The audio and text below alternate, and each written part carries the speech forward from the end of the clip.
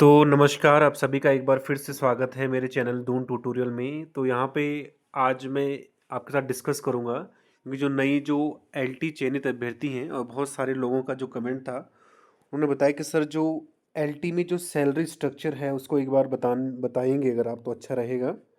तो मैं आज आपको यहाँ पे जो असिस्टेंट टीचर एलटी उत्तराखंड में उसका जो सैलरी स्ट्रक्चर है उसका क्या रहता है और उसमें पे का सिस्टम क्या रहता है और किस हिसाब से सैलरी बनती है, उसको मैं यहाँ पे आपके सामने आज डिस्कस करूँगा। तो मेरे सामने एक किसी की सैलरी स्लिप है, तो प्राइवेसी की वजह से मैंने उसके जो ज़रूरी जो इन्फॉर्मेशंस हैं उनको हाइड किया हुआ है। बाकी ये सैलरी स्लिप जो है आप देख सकते हैं, पिछले महीने की सैलरी स्लिप है, सितंबर 2025 की जो है ये सैलरी स्लिप है, जिसमें मैं आपको डिटेल से डिस्कस करेंगे थोड़ा बहुत कि जो नए एलटी चयनित कैंडिडेट हैं, जो एलटी टीचर लगते हैं, असिस्टेंट टीचर एलटी में उत्तराखंड में, उनको जो है सैलरी का क्राइटेरिया क्या रहता है और कितनी सैलरी उनको मिलती है।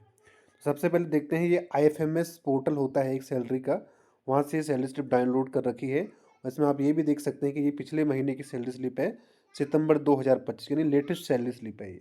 ठीक है, सबसे पहले जो सैलरी स्लिप होती है उसमें आपका नाम, आपकी जो ज़रूरी डिटेल्स होती हैं, आपका नाम, आपका जो एम्प्लॉय नंबर है वो रहता है, आपका पे स्केल रहता है, पे बैंड क्या होता है आपका, उसके बाद आपका जो अकाउंट नंबर होता है जिस पे आपकी सैलरी आती है वो रहता है, उसके बाद आपका जो पैन नंबर है, डेट ऑफ ज्वाइनिंग रहती है, डेट ऑफ रिटायरमेंट भी रहती है इसमें कि कब आपको रिटायर होना है, किस डेट को रिटायर होना है। इसके अलावा डीए का क्या रेट चल रहा होता है वो भी वहाँ पे मेंशन होता है, तो वो सब चीज़ें वहाँ पे दे रखी होती हैं। उसके बाद गोल्ड, यहाँ पे सब चीज़ें होती हैं।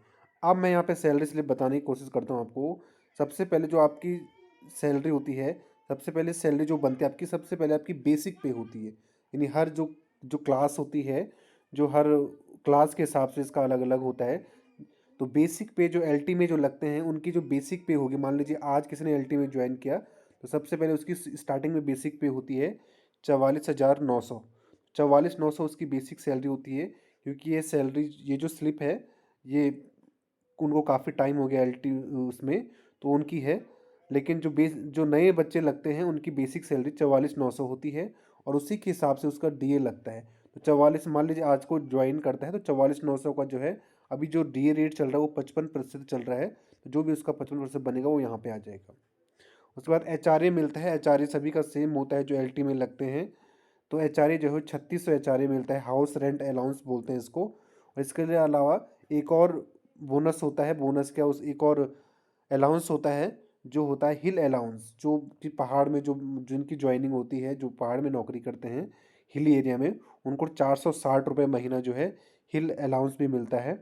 इसके अलावा एनपीएस, जो सरकार जो है आपके एनपीएस में कुछ कंट्रीब्यूशन करती है, वो जो है वो यहाँ पे दे रखा है, 10,329 रुपये इस केस में है। इसके बाद कुछ डिडक्शन भी होते हैं सैलरी सैलरी से।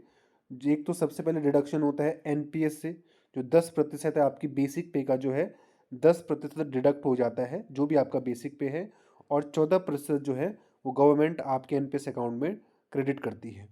इसके अलावा जो डिडक्शन होता है वो एसजीएचएस के लिए भी होता है, जो गोल्डन कार्ड जो बनता है उसका 650 रुपये जो है उसका डिडक्शन होता है। इनकम टैक्स आप अपने हिसाब से कटा सकते हैं कुछ, इस केस में जिसकी ये सैलरी स्लिप है उन्होंने 500 रुपये इनकम टैक्स कटाया हुआ है, तो ये अलग अलग के लिए अलग अलग हो सकता है। जीआईएस सेविंग और जीआईएस इंश्योरेंस, ये भी जो है इसके लिए भी जो है 350 यानी 700 रुपये इन दोनों के कटते हैं। और ये सब है। इसके बाद जो नेट जो टोटल सैलरी बनती है वो टोटल सैलरी इतनी है, और जो डिडक्शन है वो इतने होते हैं। और जो नेट सैलरी उसको बोलते हैं जो कट पिट के आपके अकाउंट में आते हैं, उसे नेट सैलरी कहा जाता है। वो जो है इस केस में वो इतनी है।